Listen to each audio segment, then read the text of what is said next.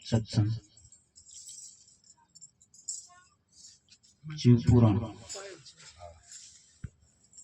ભાઈનું નામ તો હું ભૂલી ગયો. કનાભાઈ. ના ના અહીંયા કનાભાઈ.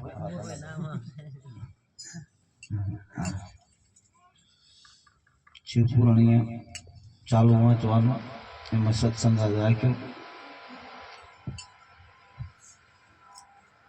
આમ તો વાણી સત્સંગ, કારણ કે સત્સંગ વિના મન શુદ્ધ અને સુરતા ભલે નિગમ પથ જાય. મનને ખોરાકે સત્સંગ, આત્માને ખોરાકો ભજન. કે જે આપણાના જે બધે મન બહુ હેરાન કરે છે. એટલે સંતોએ સાખીમાં કીધું કે મનને હારે હાર હે, મનને જીતે જીત. મન મિલાવે રામ, મન કરાવે ફજીત. પણ જો મન સદગુરુને ચરણે સોંપી દો તો એનું મન પાછું પરમાત્માના ઘર બધું પુગાડી દે. રવિ સાહેબે વાણીમાં કીધું, સમજી ચાલ્યા સદગુરુ શબ્દ છે પરિભ્રમ કો પાયા સાધુભાઈ મુનિવર મન સમજાય. કે મન હે નથી સમજે તો ગુરુ શબ્દ બીજા હેથી પકડ થાય એવી નથી. પણ મન એના સોંપી દો તો આ બધું છે હારું. હા ભરવો, કોઈ કથા, શિવ પુરાણ, આ બધું સારું, પણ એનું ફળ મળે, મુક્તિ ન થાય. કારણ કે સંતોની જે વાત છે ને એ કાંક બીજી છે. કે આત્માને ઓળખ્યા વિના લક્ષો રાશિ નહીં માટે, ભ્રમણાને ભાંગ્યા વિના ભવના ફેરા નહીં મળે. તો આત્મા ઓળખવો કઈ રીતે?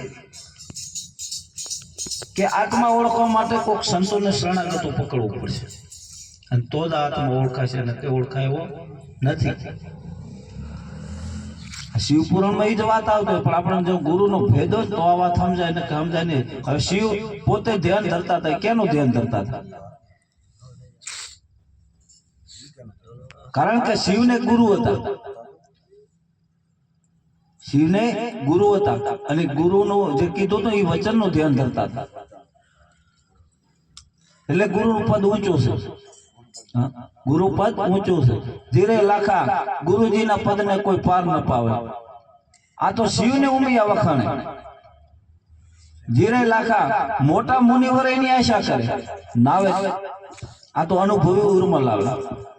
જો એનો અનુભવ કરે એ પ્રગટ કરે એ આ ઉર્મલ આવે. અને તેમાં સંતો કહે છે પ્રગટ કરી એની બલિહારી છે, એનો જય જયકાર છે. જય જય પ્રગટ કર્યું. ધીરે લાખા બ્રહ્માના પુત્ર શંકાદિક જેવા હંસને ગુરુ કીધા. હંસના મુખનો ઉપદેશ લઈ અને મુક્તિનો માર્ગ લીધો. બ્રહ્માના પુત્રને ગુરુ શરણે જવું કે પડ્યું. એટલે સંતો કહે છે કે ગુરુ વિના જ્ઞાન ન ઉપજાય, ગુરુ વિના ન મળે ભેદ, ગુરુ વિના સંશય ચડે ને. ભલે વાંચો ચાર વેદ, કદાચ ગમે એવી વેદ વાંચી તો એનાથી 84 છૂટાય એવી નથી, ફળ મળશે.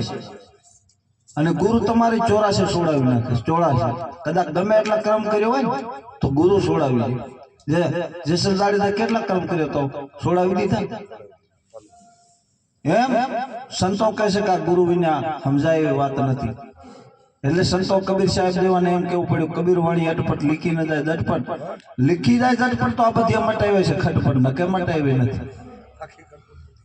પણ આ વાત ઘરે ઉતરે તો ગુરુ કેમ હાલે તો, ગુરુ કેમ કરે તો. એટલે એક સંતે તો વાણીમાં એમ કહ્યું કે ખાલ રે ફરાવું મારા શરીર તળી, તેની હું મોજડી સીવડાવું, તેના ઉપર સોનેરી કલર પુરાવી, મારા ગુરુને પહેરાવતો ના આવે ગુરુને તોલે. વિચાર કરો કેટલાક ગુરુને ઉપના છે.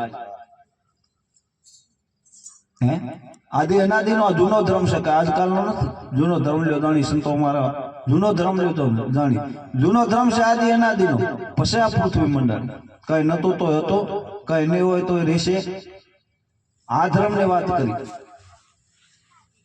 એટલે મનુષ્ય અવતારે તરવાનું સાધન મળ્યું. અત્યારે ભાઈ વાત કરી કે બે માર્ગ બેસે, એમાં કયા માર્ગ ચાલુ એ આપણે વિચાર કરવાનો. સમજ્યા? આપણા મનુષ્ય અવતાર આવ્યો તો દેવ પણ આમાંથી થવાય, દાનવ પણ આમાંથી થવાય, રાક્ષસ પણ આમાં જ થવાય. હવે આપણે હું પણ હોય એ જોવાનું. એટલે સંતોએ વાણીમાં ભયાનક વાણીમાં ગાયો કે તને મળ્યું મનુષ્ય અવતાર માંડ કરી તે ભજા નથી ભગવાન હેત ધરી આથી રામ નામ તો સંભાળ. તો નામ કયું? હે સંતોએ કબીર સાહેબે સાખીમાં કીધું કે કોટી નામ સંસારમાંથી મુક્તિ ન હોય, આદિ નામ ગુપ્ત હે જાણે વિરલા કો. તો આદિ નામ કયું? એ સંતોને ચરણે જાય તો ખબર પડે કે આના આદિ નામ કયો. હે કરોડો નામ જગત ની અંદર છે, કેટલાક ના લઈ લઈશું. એટલે સંતો કહે છે કે એક સાથે સબ સંતાય, સબ સાથે સબ જાય. જો એકને સાધના કરો તો સબ સંતાઈ જાય. આ ભગવાન ને વાત કરી. અને એ ભગવાન ગોતવા માટે સંતો કને જવું પડે. રામને પણ વૈશાખ ગુરુને ચરણે જવું પડ્યું, કૃષ્ણને પણ દુર્વાસા ગુરુને ચરણે જવું પડ્યું, રામાપીને બાળીનાથને ચરણે જવું પડ્યું, અને શંકર ભગવાનને માર્કેટ ગુરુને ચરણે જવું પડ્યું. માર્કેટ ગુરુ ઋષિ, બરાબર. તો આને પણ ખાપે પડી, પણ એ આ વાત સમજવા માટે. અને આપણને આ મનુષ્ય અવતાર મળ્યો દેવા કરતા દુર્લભ છે. જો હવા ઉતરી જાય કરે તો. અને પછી એવું એક વાણીમાં બોલે મૂર્ખે રામ ભજન ને કયું હાંભેલું હાદો વાસીને મજાય. હાંભેલું જાય નહીં. હજી લગભગ 2 નો બાકી છે. આટલું ઘણો બોલી સદગુરુ મહારાજ.